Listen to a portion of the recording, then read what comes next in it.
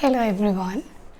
Today I want to share with you like 3 lessons that I've learned from Osho. And actually the reason why I want to share with you all these 3 lessons, because those 3 lessons really changed my life, and those were like turning points in my life, and I believe that also can change your life as well. And I'm so grateful for Osho, for his wisdom, and he was sharing this, and I immediately shifted by just listening to these 3 lessons I will share with you all right now. And the first lesson is about balancing between material life and spiritual life. And I don't think if it wasn't for Osho, I wouldn't be living household life. I would mostly be in ashram right now as a nun, So I think the reason why I never got the urge to go and become a nun is because of Osho. I think he gave me that perspective. You can balance between these 2 lives, material life and spiritual life. I think that is what you call a whole, that you have the life of a materialist as well as a spiritual person. And that's when you get the whole life. A person who has just living a materialistic life without concern about spirituality, they have a very shallow life. In fact, they don't have that fulfillment. They're not grounded. And when you have only a spiritual life, that's also a problem. That is also like, then how would you have your basic needs taken care of? What about your food? What about where you live? You need to pay rent, you need to buy food. So I don't believe in any of extreme lives. Because life itself is like, it's a balance between these both lives. It's nothing to do like you go one extreme and live in that only. And this is the reason why I chose to live a household life, because I realized that you have all the problems in the household life more than an ashram. And you have all the opportunities here to go deeper in your spiritual journey. So this is the first lesson that I've learned from him. I think that completely changed my life and also gave me faith that I can do this while living a household life. I think that was huge. And I also wrote in my book, Life is a Dream, that it's very important this balance is there in your life, because if you go to a hospital, you cannot pay your bills through Zen. That is the truth. So it's very important that you balance between these 2 lives. And I believe that most of the people who listen to me are truth seekers who is living a household life. So I definitely believe that this is where you can go deeper, because this is where all your problems are, and like all the struggles in your life. And also I want to say that I don't emphasize only on a spiritual life, because like a person who doesn't take care of their physical needs, food, where they live, and all these basic needs, if they don't have these basic needs taken care of, they wouldn't be concerned about any enlightenment or truth. So it's very important, as a truth seeker, you take care of your basic needs, your physical needs as well. So this is the first lesson that I've learned, and which completely changed my life. Balancing between these 2 lives. And the second lesson that I've learned from him is that like this life is very cyclical. That is what you call samsara, you go on repeating pattern after pattern. And I remember one time Osho was sharing that he could see his lives, past lives, like let's say 12, 13 lives all together.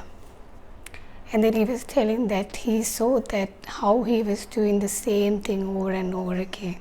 For example, like doing a job and getting married and having children. And these things, he saw that how many times he was repeating. And then when he see all that, he saw the whole futility of this whole journey, life after life after life, just endless, goes on to infinity. And then when I hear this, I firmly decided I'm not going to repeat the pattern. I'm going to go beyond this samsara, this life, and I'm going to put my whole heart into this, and I'm going to go beyond this conditioning, and I'm going to experience this enlightenment. And I firmly decided I'm not going to waste my human life just repeating the same pattern in this life too. I firmly decided that. And I think that's the best decision I ever made in my life. I put my whole, the youth, the best years, 20 to 30, into this enlightenment, to find the truth. And that's the best decision that I've ever made in my life. Because I've noticed all the realized beings, most of the beings have realized this truth at age 20 to 35. That is the age range. Because that is the reason, is that is the least conditioned age. So, when he was talking about that and he can see all the past lives, and I was like, I really trusted him so much, and I immediately felt the futility of like repeating the same pattern over and over again. It doesn't make sense. So I firmly decided this life I'm not going to repeat it. I'm going to go beyond this. I'm going to break the pattern. That's the second lesson. And then the third lesson that I've learned from him is, don't rely on beliefs. Don't rely on what other people say. Don't rely on even scriptures. Trust your own direct experience. That is it. That is what matters. That is the most important. So you will not get distracted. Because with beliefs, how do you know whether that is true or false? You don't have something backing up. It's just something like you just believe. Simply because you are afraid to face the unknown. So you just simply cling on to a belief for safety. So what I suggest you is rely on your direct experience. Don't listen to other people, just you rely on your own direct experience. That's what matters. What is your direct experience? How do you know that that is the truth?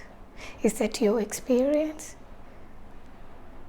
So this is the third lesson, and I think that really changed my life. Because I just rely on my experience, what I feel right, what my intuition tells me to do. And that was huge.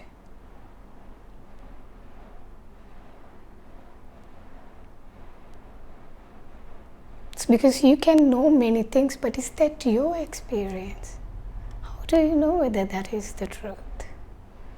So let's take an example, how we rely on these beliefs. Like, imagine you have never tasted honey in your life, And then I come to you and say that honey is like sugar.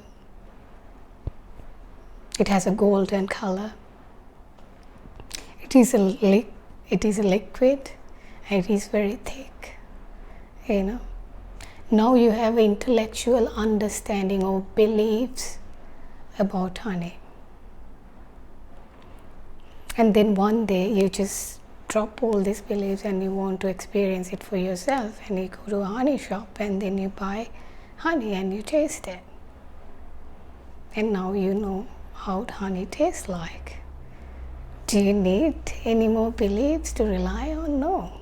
No, you have the direct experience. No, you don't need to rely on anyone's saying any beliefs.